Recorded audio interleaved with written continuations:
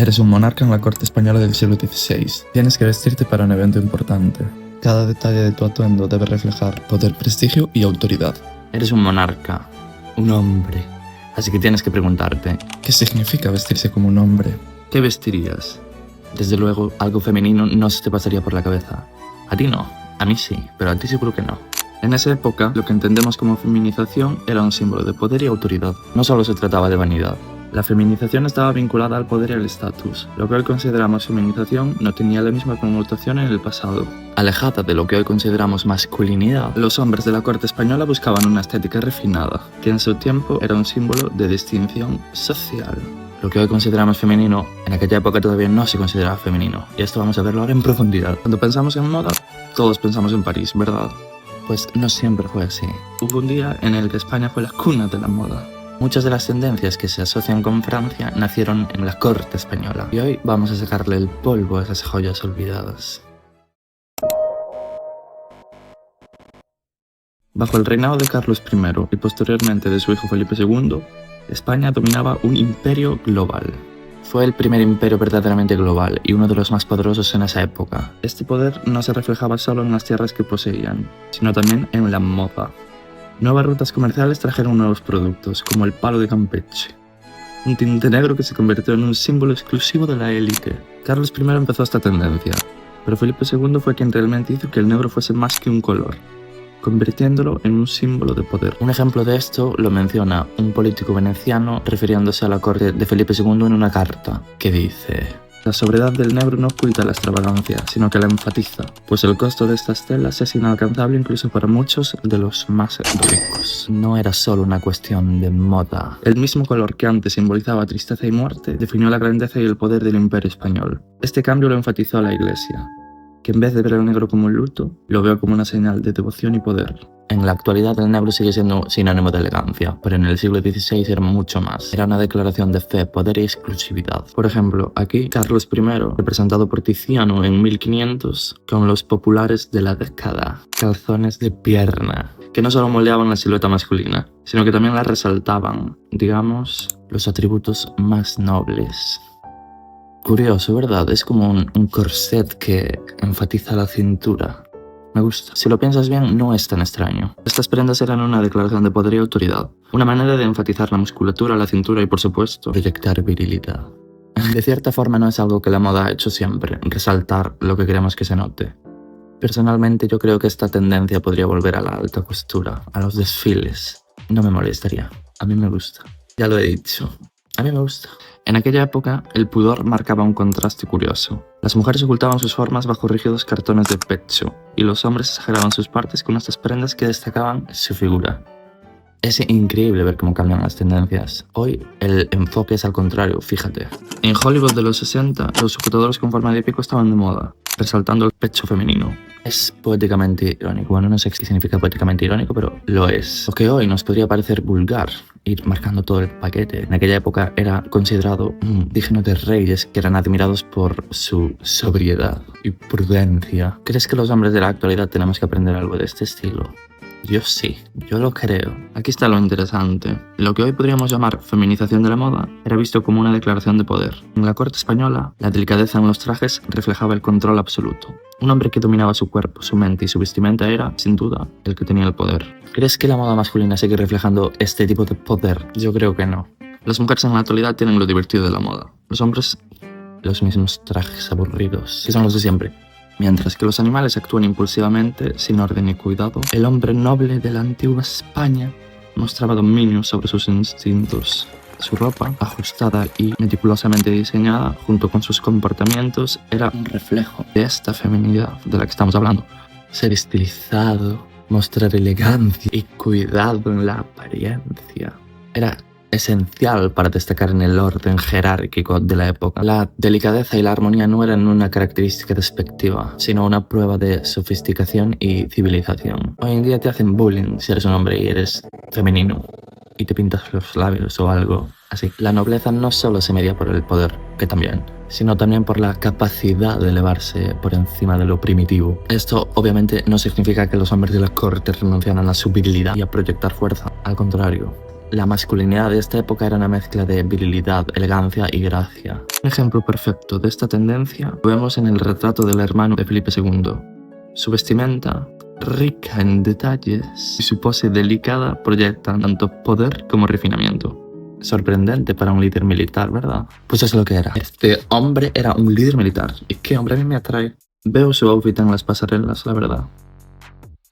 Yo quiero vestirme así. Suena un poco absurdo, pero me gustaría. Fijaos en la diferencia. Este es nuestro actual rey, Felipe VI, con el uniforme del ejército. La diferencia es abismal. Que por cierto, son familia. Yo, si en el ejército puedes vestirme así, o sea, me apuntaría. Con el paso de los años, el siguiente rey, Felipe III, se alejó de ese estilo sobrio y serio de su padre. Mientras que Felipe II prefería el negro, Felipe III prefería colores brillantes, como un símbolo de optimismo y opulencia. No fue coincidencia. En su reinado hubo crecientes problemas económicos y militares. El lujo y los colores vivos ayudaban a reforzar la imagen de la monarquía, desviando la atención de las tensiones internas. Y en la siguiente época, su sucesor y también hijo, Felipe IV, se enfrentó a una España aún peor. Guerras, pérdidas territoriales como Portugal y Cataluña y una economía en crisis. En este escenario, Felipe IV intentó imitar el estilo de su abuelo, Felipe II.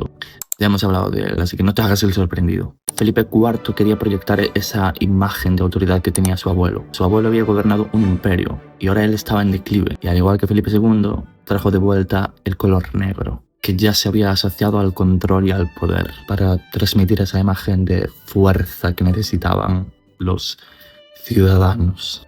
Velázquez jugó un papel fundamental en la proyección de esta imagen. Por eso las pinturas de esta época son tan sombrías. Aquí está, por ejemplo, el popular cuadro de las meninas. Es su familia, la de Felipe IV. Así, el negro volvió a ser el color predominante, esta vez cargado de más simbolismo, responsabilidad, dureza y autoridad en un imperio en decadencia. Era una conexión con el pasado glorioso del imperio, transmitiendo la sensación de continuidad. Una estrategia de marketing, vamos. A este estilo de vestir se le conoció como vestir a la española. ¡Olé! Y fue tendencia en toda Europa, con esa mezcla de rigidez, poder, lujo y exaltación de la figura masculina. Y ahora veremos la total representación de esto. La influencia de la corte española era tan grande que hasta Luis XIV de Francia, conocido por su lujo y extravagancia, adoptó un estilo muy similar al de los monarcas españoles. Con sus largas pelucas, posturas altivas, Luis reflejaba ese ideal de feminización masculina, donde la elegancia y el refinamiento eran esenciales para mostrar poder y estatus. Incluso fue este tío quien puso de moda los tacones. Los tacones, que hoy se ven como un símbolo de empoderamiento femenino, los puso de moda Luis XIV, para enfatizar ese poder masculino, esa virilidad. Es en serio, y no es casualidad. Luis XIV era súper extravagante. Fue él quien mandó construir el Palacio de Versalles. Aquí viene un chisme familiar. Presta atención porque te vas a perder. Este es Luis XIV. Era hijo de la hermana de Felipe IV, que ya hemos hablado de él, y se casó con la hija de también Felipe IV. Es decir, se casó con su prima. Lo típico, ¿sabes? No querían soltar el vínculo muy directo entre la monarquía francesa y española. Esto, obviamente, no fortaleció solo su lazo político, sino que también llevó la moda española directamente a la corte francesa. A Versalles se lo llevó. Pero para entender esto tenemos que hacer un pequeño inciso. Es que esta familia está llena de drama. La guerra de sucesión. La guerra de sucesión cambió a España y tuvo un impacto notable en la moda y la cultura. Volvamos a Felipe IV, el tío y suegro de Luis XIV. Felipe IV tuvo un hijo, Carlos II. Le llamaban el hechizado y podemos entender por qué.